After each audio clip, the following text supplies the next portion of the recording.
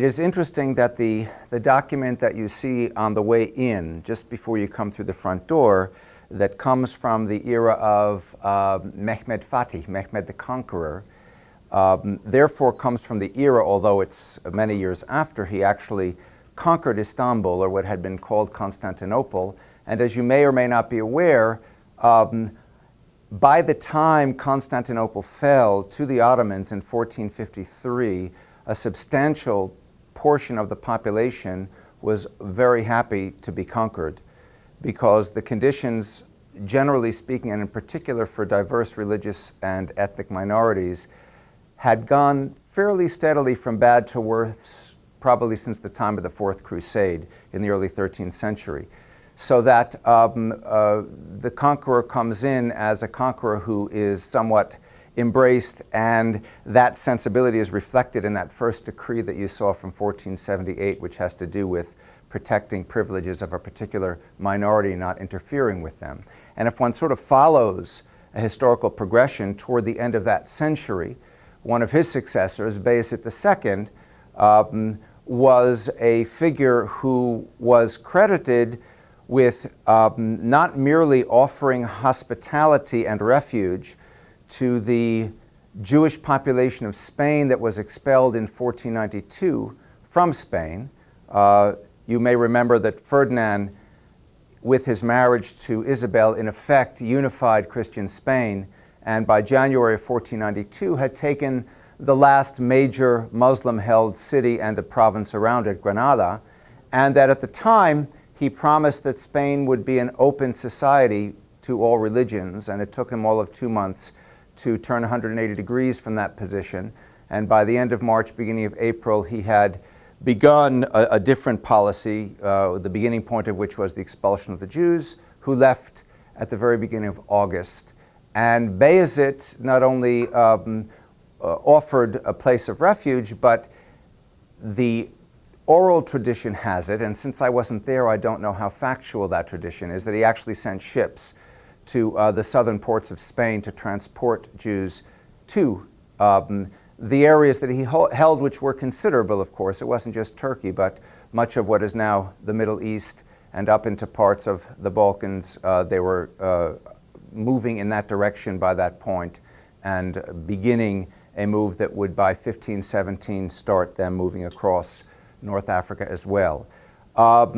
So that period from the perspective of Jewish history is particularly significant in regard to a differential between the possibilities within the Christian world, the possibilities within the Muslim world, and the Muslim world in terms of its political prominence was the Ottoman Muslim world, as opposed to the diverse other parts of that world that were administered by different groups than the Ottomans.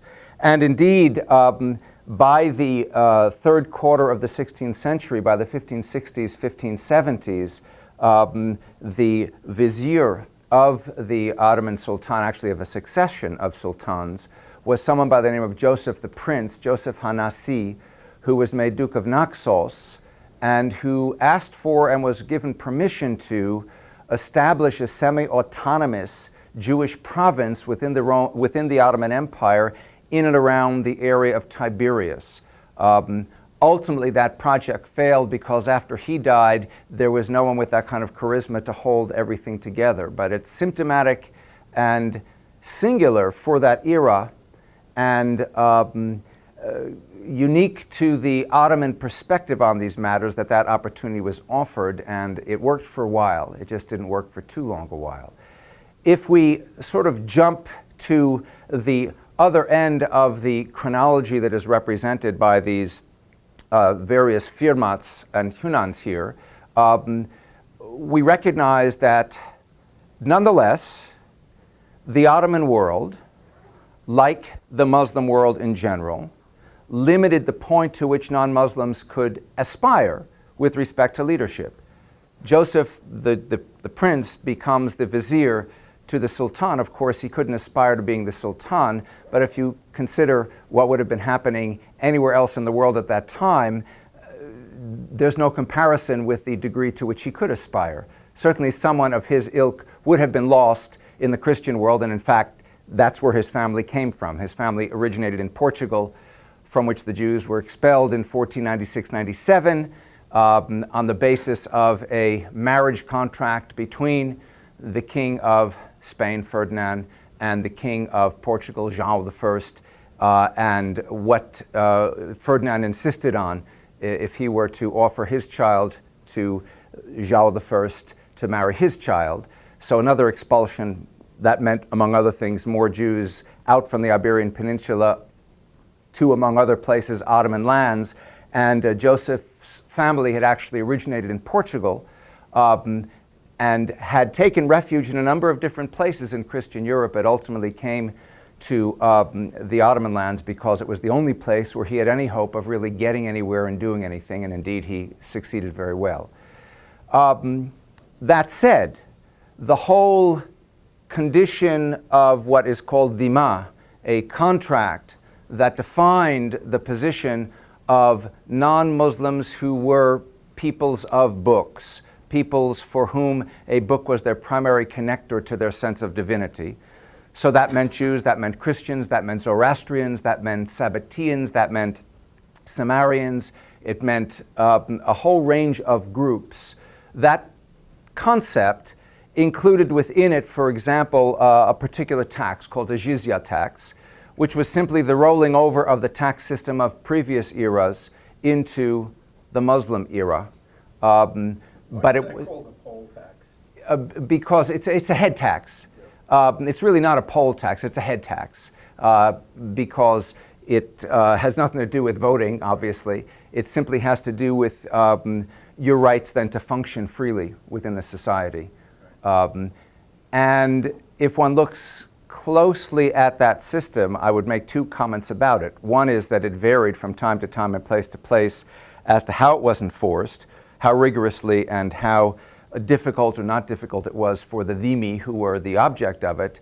But two, if you look at it carefully, you realize the Muslim population also paid taxes, but it was a different kind of tax. They were being taxed by definition by Islam. Not any non-Muslim who was a people of books. So someone who is considered pagan, someone who is considered not to have his or her faith focused on a book, right, exactly, would be less. So it would not be unfair to understand the dhimmi concept within the Ottoman world as consistent and not inconsistent with a pattern of tolerance, because one could, and frequently one did, and one can see the evidence of it in a number of decrees here, fare perfectly well as a non-Muslim within that world, and certainly better than you would elsewhere. So there's a decree here that comes from 1748, I think it's in the other room, from referring to a group of 300 Polish refugees. These are Polish Catholics who are taking refuge from that era. If you remember, it's the period during which this once very vast Polish Empire is in the process of a series of being divided up among the Russians, the Austro-Hungarians, and the Prussians. And so you have a whole group that is choosing to take refuge in the Ottoman lands, where this decree embraces them and offers them a place, and so on and so forth. As one follows history into the 19th century, by the time the Christian Europe has started to shift its whole sense of the relationship between religion and society, so that one looks, for example, by the end of the 18th and the beginning of the 19th century, and the poster child for trying to understand this is the Jewish minority. So the emancipation of Jews in the Austro-Hungarian domains in the 1780s, and in France in 1791, and in Prussia in 1812, and so on. In the aftermath of that, oddly, in parts of Europe, that sense of change turned out not to be so changed. So that a century after the emancipation in France, the Dreyfus Affair, for example, in the 1890s in France, aside from its details, evinced a deep anti-Jewishness within France that hadn't been conquered even a century after the emancipation. And in fact, it was a Prussian by the name of Wilhelm Marr in 1879 who took out of linguistic terminology the word Semite that had referred to a body of languages that included Hebrew and Arabic and Aramaic and Syriac, Ethiopic, and the like, and applied it to the Jews so as to create a racial category for them, so as to enforce a sense that they're different from us Europeans. Religion may not matter, but it still matters because they're not us. That's still the usage, well, unfortunately. I guess so. But by contrast, during that same period within the Ottoman world, and I don't want to present the Ottoman world as perfect because it's not. No world is. No place where humans are in charge will ever be perfect. But by contrast, you have a series of documents here from the end of the 1840s and the beginning of the 1850s, 1848, 51, 52, 53, during the reign of Abdulmecid, who eliminated the dhimma. He eliminated that issue that separated Muslims from non-Muslims. So, in fact, a full emancipation of both Jews and Christians and all the other groups that fell under the category of dhimma is gone by the 1850s, and he continues to refine it, and so does his successor Abdul Hamid II, and the final elimination of it comes in 1908. But in the course of this period, these last series of documents reflect variously, starting in that hallway there and then coming around, this way to here, reflect variously on this reality of a world in which these diverse ethnic and religious, non-Muslim, non-Turkish, non-Ottoman, in the sense of non-Turkish and non-Muslim groups, are either protected or aided or assisted or respected, or anyone who threatens them is in turn threatened by the Sultan. You get a whole range of this. And to me, the two documents, not coincidentally placed side by side, which are most interesting in this regard, are both from 1892, one of which pertains to two different communities, one Christian, one Jewish, in Vienna. Vienna, I remind you, was the point to which the Ottomans had gotten. It's as far as they got in Europe back in 1527 under Suleiman, and again in 1683, whereafter the Ottoman Empire started slowly but surely to recede till we get to the point of World War I. But in Vienna, on the day of the Sultan's birthday, we get these prayers in the church and in the synagogue on his behalf. And then a statement here by the Jewish community commemorating the 400th anniversary of the expulsion from Spain and the refuge taken in Ottoman Turkey. They wanted to get rid of them or what? I don't know if they wanted to get rid of the Habsburgs, but I'm sure they were. I mean, by 1892, the situation for Jews in the Habsburg reality was improving. It had begun to improve 100 years earlier, but clearly they felt strongly about the importance historically to themselves of how the Ottomans had been, and their memory is long. It goes back 400 years.